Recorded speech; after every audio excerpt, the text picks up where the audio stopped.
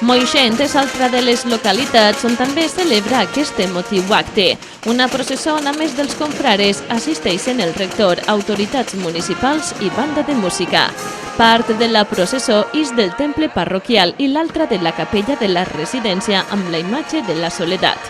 A l'eixir la imatge de Jesucrist ressuscitat de l'església es realitza un vol general de campanes. Amb aquest volteig els confrares comencen a desfilar i a tocar el tambor, al igual que els que parteixen de la residència. Fins a l'any 1962 processonava una imatge menuda antiga d'un xiquet Jesús vestit que fou robat en l'any 1999, substituïda per l'actual del Crist ressuscitat en 1963. De 1986 a 2004 va existir la confraria de Jesús ressuscitat.